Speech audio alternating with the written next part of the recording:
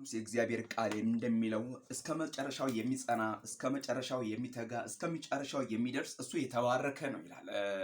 በክርስትና ጎዳና ውስጥ በክርስትና መንገድ ውስጥ ይሄው በመጣንበት መንገድ እኔ አሁን በዛው በክርስትና ወይም ደግሞ በወንጌል አማኝ ቤተሰብ ነው ያደግኩት፣ ተወልጄ ያደግኩት ማለት ነው። እግዚአብሔር ረድቶኝ በመድከም በመነሳት በመውደቅ በመበርታት ዛሬም በቤቱ አለሁ። ወዳጆቼ ወንድሞቼ ምን ልላችሁ ፈልጌ መሰላችሁ? በዚህ ሁሉ ዘመን ሳልደክም ያለፍኩበት ጊዜ የለም። በዚህ ሁሉ ዘመን ሳልበረታም ያለፍኩበት ጊዜ የለም። በዚህ ሁሉ ዘመን እግዚአብሔር ረድቶኝ እዚህ ደርሻለሁ። ወዳጆቼ ወንድሞቼ፣ አንዱ ይደክማል፣ አንዱ ይበረታል። ግን ለሚደክመው መጸለይ አለብን፣ ለሚበረታው መጸለይ አለብን። ቢበረታ በራሱ በረታው እንዳይበል፣ ቢደክምም ደግሞ ደከምኩ አይበል። ምክንያቱም የሚያበረታ እግዚአብሔር ከጎኑ አለና። ቢደክም የሚያነሳ እግዚአብሔር ከጎኑ አለ። ቢወድቅ የሚያነሳ እግዚአብሔር ከጎኑ አለ።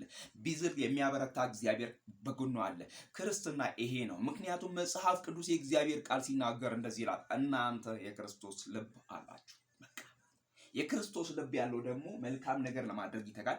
የክርስቶስ ልብ ያለው የክርስቶስን ባህሪ ያንን ሊያደርግ ይተጋል እንጂ የክርስቶስ ልብ ያለው ሰው የሰይጣንን ነገር ሊያደርግ አይተጋም። ይሄንን አስረግጬ እነግራችኋለሁ።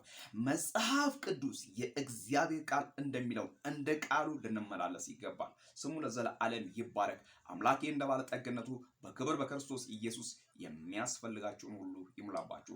እወዳችኋለሁ። ወንድማችሁ መስፍን ነኝ። በኢየሱስ ክርስቶስም አንዳችን ከአንዳችን ጋር እንጸልይ። ዘመኑ ክፉ ነው። በኢየሱስ ክርስቶስም እናልፈዋለን። ጌታ ለዘላለም ይባረክ። ወንጌል ያሸንፋል። ወንጌል ይለውጣል። መዳን በሌላ በማንም የለም። እንድንበት ዘንድ ከሰማይ በታች የተሰጠን ስም ኢየሱስ ነው።